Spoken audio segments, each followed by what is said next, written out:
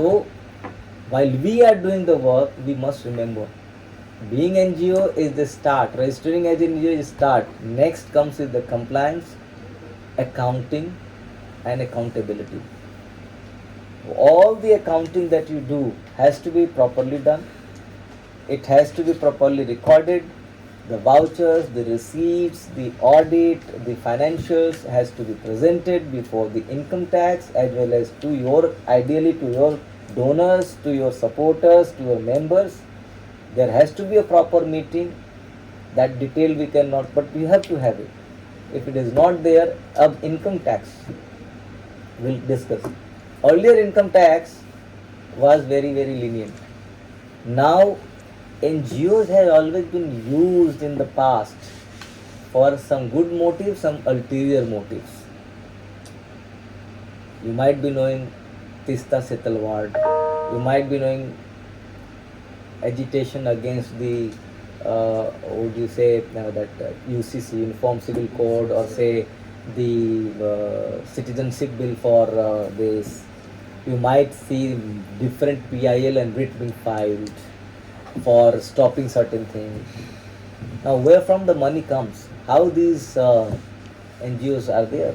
People say they are not getting profit, but they get handsome, benefits, etc. These all are, so the NGOs are one of the tools to intrude in the society of a country and disturb the mind. So I know NGOs who were involved in conversion. I know NGOs who were promoting terrorism in Chhattisgarh in the garb of promoting education. So these things in the notice of the government, they try to tighten the screw. So they have improved and they have made various legislations on this. One such legislation is regulating and scrutinizing all kind of foreign funding that comes. So that law is called Foreign Contribution Regulation Act. So FCRA has to be completely known if you are having any foreign dealing, inward, outward, whatever. The second thing is they have improved and amended Income Tax Act in 2020, where earlier the registrations were given for periodic period, 5 years, 3 years, then they made it permanent. Now the Modi government said no, there is no permanent registration. We want you to have for certain 3 years or 5 years, and then we will have review of your application, and then will give permanency, right? So when we are talking about ATG or 12A, what is the meaning? 12A is that if you are registered, it's a section which says that any charitable NGO or organization, which is trust, society or company, it applies to all. Income tax applies to all. So they will have to apply for registration and recognition as charitable institution, saying that if all my donations and all incomes that accrues to me, if I am utilizing it for the objectives of charitable activity, then my surplus should not be taxed. And what is the limit of surplus? 15%. So if I earn 100 rupee, I would be spending 85 in that year of receipt. If I am not spending, then I have to intimate to the IT in advance, look, I am not spending this time, but I am carrying forward for next because this is the reason. For example, if I got the donation in the March and I am not able to spend, I will spend next year, so that there has to be an intimation to the income tax that I will do next year. And you have to have a ledger of it. Every year's donation, whether spent, not spent, carried over, then utilized in which year, how. So that ledger is separate, carry over. If you are utilizing in that year, if you are utilizing up to 85%, then you have to give a CA certificate. That CA has to certify that yes, 85% is utilized and it is exempted. 15% tax, 15% surplus will not be taxed. Only if you are registered on the section 12A, you made an application, 12AA is the certificate, and then you are spending it 85%, surplus is 15%, that is okay. But if it is not been done, then extra money, whatever you are making, so for example, you are saving 20%, then you are to pay tax on the remaining 5%. Clear? Then there are other issues like CSR. Today it's a buzzword, and most of the corporates are, which are big ones, they are mandated to pay 2% of their average net profit for last 3 years to the charitable activities under the corporate social responsibilities. NGOs get those money. Now, if I get an 15% margin I take for myself surplus, what is the benefit? CSR rules gives you a kind of ceiling on the administrative expenses. You cannot have more than 5% of the total donation receipt as your administrative expenses. So that means, in a way, you have to spend 95% of the total donation under CSR for the real activity of the work. If you are not spending, you are not meeting the CSR guidelines, right? So, in a way, as an accountant, please note, if it is a CSR project, in the CSR project, you have to do a cost-wise accounting. So, donation-wise, project-wise accounting is must for the NGOs. It cannot be generic accounting, right? So, when you are doing accounting in Tally or any other software, you have to first create a project center or the cost center. Then all the income relating to that, all the expenses relating to it has to be mapped, and ensure that during that particular project, not more than 5% is surplus.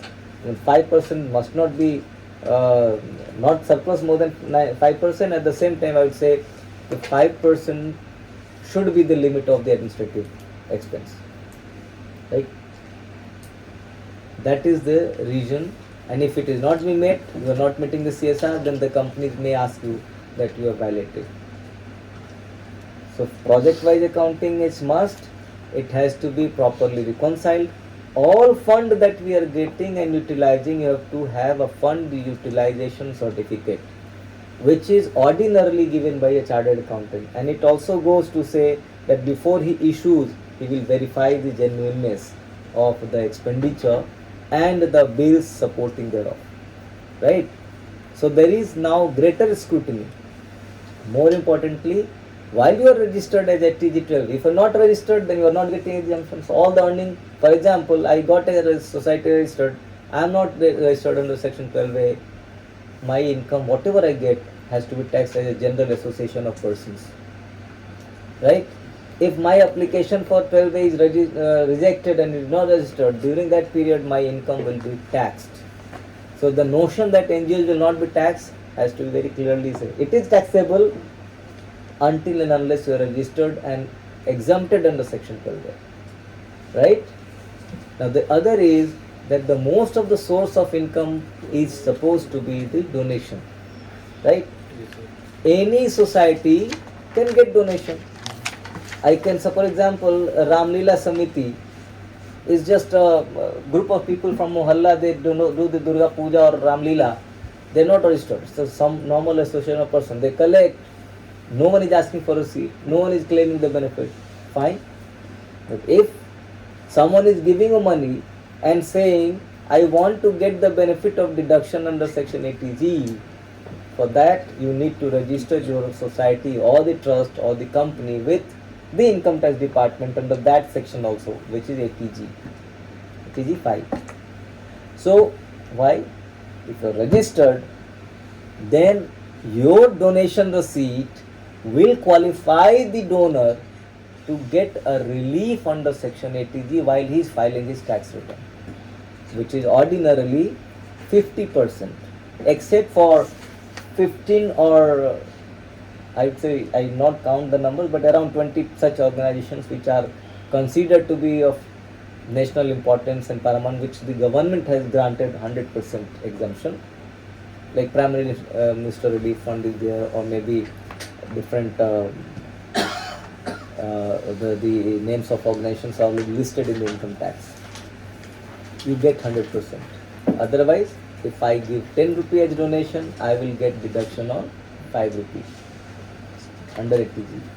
This is 50%. But this will only be when the donation receipt is being issued. Now there was manipulation of donation receipt.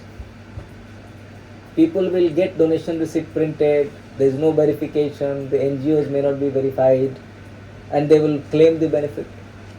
So government has come up with the idea, and they said every registered NGO has to generate an online donation receipt now.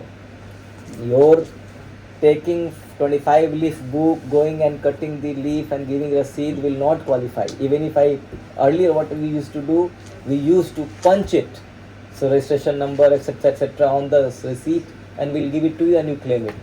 But now it is mandatory that whenever you get donation, you have to first go log in into the income tax portal, get a donation receipt, which is in the form of, if I'm not wrong, 10BE. Right?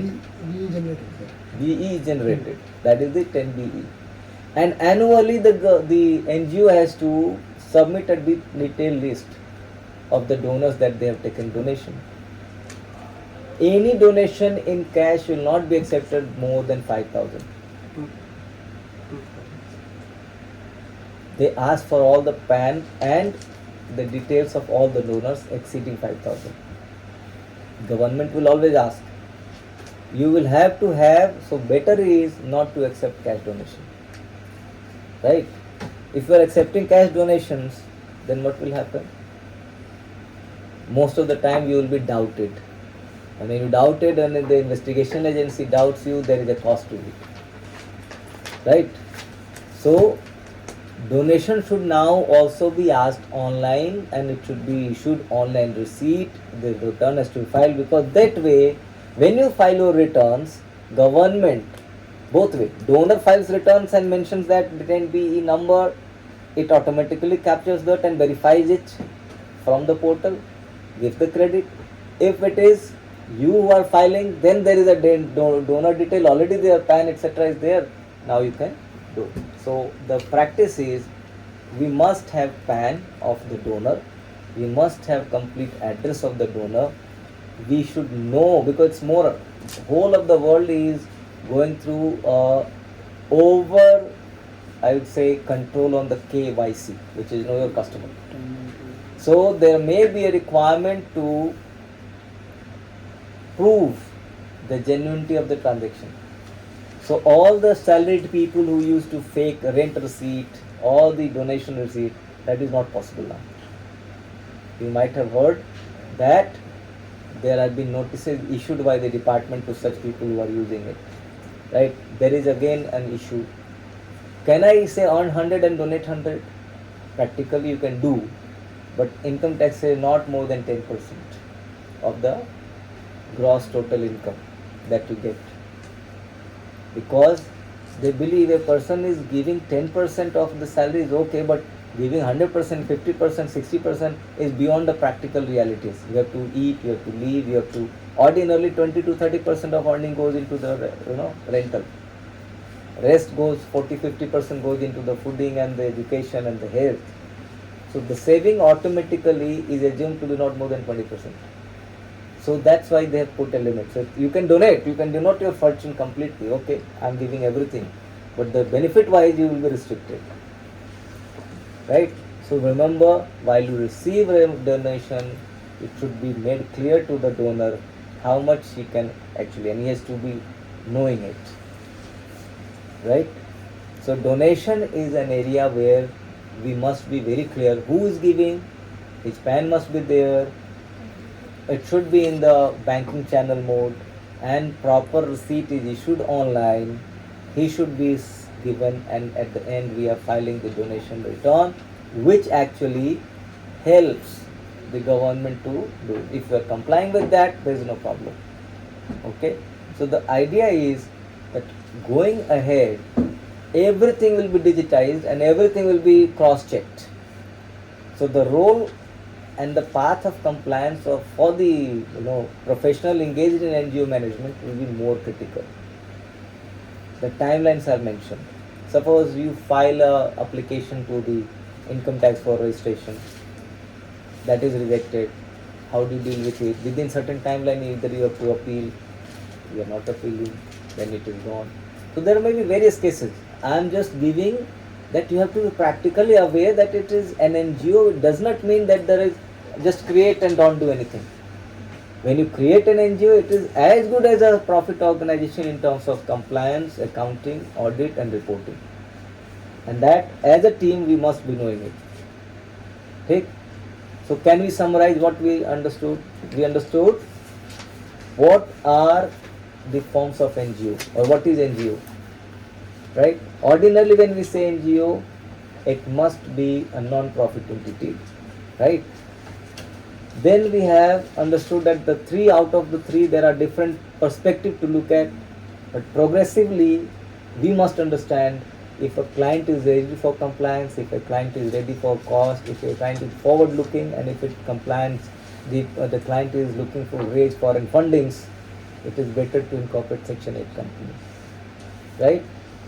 Then we understood that there is no immunity from the compliance from other laws just because you are NGO. That must be taught, that must be kept in mind by the NGO promoter and the professional that like us to do it. So every other law that is applicable to a for-profit entity will be also applicable to it unless specifically exempted. Like in the case of GST.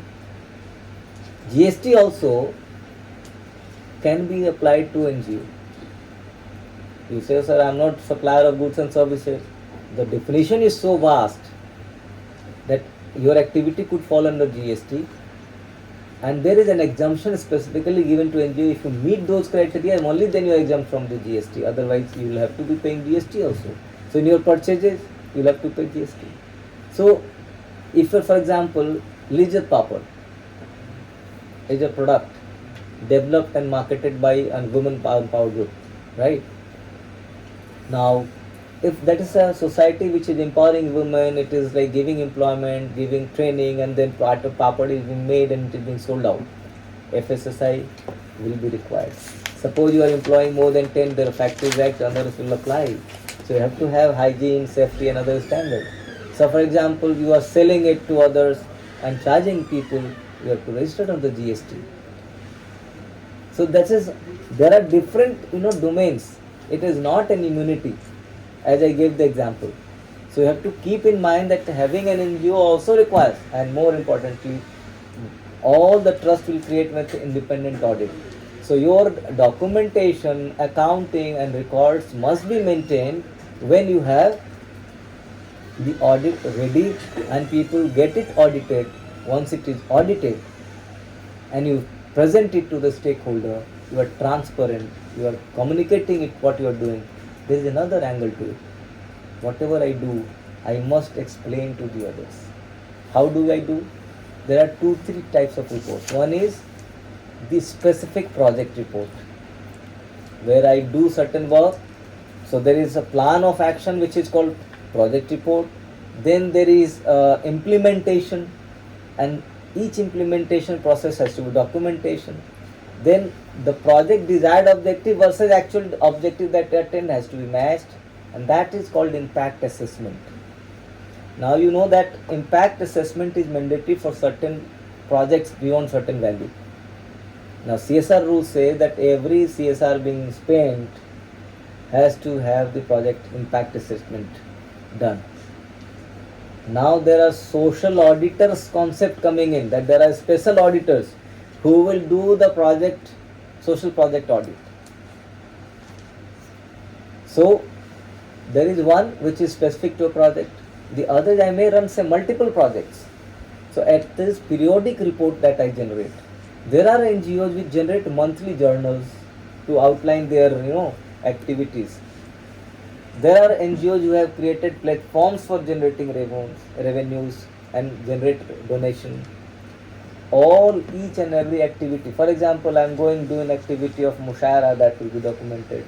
I may have Mushaira, I may have say sports event, I may have say education, I may have health, I may have environment. Then comprehensively annual report has to be presented. And as I said, the accounting for NGO must be project based, because say maybe Wipro is my partner in the health project, whereas Infosys may be my project partner in say sports. So they as a donor would like to monitor progress, they would like to monitor the expense, they would like to monitor the impact, they would like to have reportings done. So if I do all common, that will not serve the purpose. So for accounting perspective, we must have project based, cost center based this, right? That we understand clearly. Unless we do it, how do we give utilization certificate? How do we know that this particular expenses? Now that requires a system to be built in. That every expense while you are approving or accounting as an accountant, you must put, sir, which project, kindly specify. So a good organized society or NGO will have every bill specifically the project head or the person who is clearing the bill is specifying the project to which it has to be debited. Right? That is direct expense. There may be indirect expense. That again has to be apportioned mostly on the basis of man hour involved. So for example, Negi ji is doing 5 hours job here, 5 hours there, 5 hours in a week this, and 45 hours is on the 9 project. Or maybe somewhere 8 hours. So number of hours is putting. So Negi ji's salary, being administrative guy, has to be split and given to all the project where he is involved. He is part of the administration. So first administrative expenses and then apportionment before we give the final utilization certificate to the donor. Right? Clear हो रहा है? So what we'll do, we'll have some questions अब तक जितना भी हुआ, and then we can further take it up. जहाँ पे मैं कुछ और चीज़ बता दूँगा. Right? So let's discuss any questions that I have covered till time. Firstly, you said like NGOs is not for profit organization. So like we know that this is not for the profit, but it is mandatory to serve the society or like for the welfare of the. Yes, that is actually. Society can be built for like 10 persons or 7 persons. So for example, I can create a society just to entertain all of the members. Like we create all say present here, we create a society which will say it's a leisure society of say Alacritians. Okay? A leisure society of Alacritians means all the people who work for Alacrity, they will say contribute 10 rupees per day and they will collect a fund and every month we will have a party. That is for you. You are not part of public, it's an internal group. Now if you go and to the income tax and say, sir, give me exemption because I don't want to pay tax, they will say it's not a public charity. So you can have society where there may not be charity involved. If it is not a public charity, then we ordinarily don't call it NGO. That's what I'm saying. The definition word-wise, if you see all the organization where there is no government, there is no government intervention, there is no government control or management. Government means state or union or even mix of it, right? So that is NGO. But while we are talking as a professional where we have to render services, NGO ordinarily means not for profit. It has to be charitable. It has to be for public because the exemptions which you get is for the public charitable activities, right? Clear? Any other questions? Okay. NGO and NPO are the interchangeable terms. Yes. NPOs are mostly used in the Western countries, starting from the US, where there is non-profit entities or non-profit organization. In India, it's most of the non-governmental organization, and that is how they are using it. Somewhere it is social voluntary organization, SBO, social benefit organization, that can also become SBO. So different people using different terms in different part of the world. But definition wise, it has to be an for the public, for the charity, and it has to be well constituted. It has to be registered under certain act, and it has to have transparency and accountability. It is very important. Like most of the time, because there is no legal definition of NGO. It has been first raised at the United Nations by some think tank and they tried to define it, where they say any association of people who are voluntarily coming for a common cause of public charity, which may include furtherance of art, culture, literature, or any other subject of public importance, and that they don't have the objective of earning profit, will be called as non-NGO or social benefit organization or voluntary organization, right? So that we can have. So accounting wise, very clear.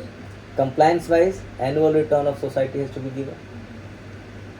Annual return of income tax, for all it has to be given. Audit of accounts must be there, and all the related documents of minute, meeting, attendance of those organizations must be well maintained. And ideal practice is it should actually happen. The minute should actually happen. People involved should actually be consulted. They should be informed. They should be more participative. And that's where the problem with society happens, because most of the people don't have time for such issues, and it is only the desire of one or the other person that drives the society. So you will find that the only one person representing the society everywhere, right? So this is how you should think of democratizing. If a person is ready to democratize the process, he should go for society or the company. If he is not ready to go for democratic process, he should choose the trust. Now you can advise to the client, whosoever asks, कि क्या बनाना है, section 8, section या trust या society, clear है? ठीक, progressive जो होगा उसको सेक्शन 8, जो ऑर्थोडॉक्स होगा उसको ट्रस्ट, जो आदमी बीच बीच का है और जो कहता है मैंने ऊपर से दिखावा भी करे, ये भी है ना, ठीक है कर लेंगे और ज़्यादा नहीं करना, तो उसको सोसाइटी दे सकते हो। जो कहे 2 से ज़्यादा है, हमारे दोस्त हैं, कुछ भी ना करो तो फायदा ही नहीं। कुछ नहीं मानना तो ट्रस्ट बना, इससे ज़्यादा बढ़िया कोई नहीं। Member can be there, governing body में नहीं होगा। यस, फाउंडिंग डिजायरस पर्सन हो सकता है, बट गवर्निंग बॉडी नहीं। उसका रीज़न ये है, देखो रिलेटेड पार्टी का कॉन्सेप्ट ऑलरेडी है हर जगह। इसके ऊपर और चर्चा करते हैं, ब्रेक ले लेते हैं, ये बहुत लंबा हो जाएगा फिर, ठीक है? So will have this related party का कॉन्सेप्ट कैसे कहाँ कहाँ पे अफेक्ट करता है एनजीओ सेक्टर को, और कैसे इसको हमको अवॉइड करना चाहिए, राइट?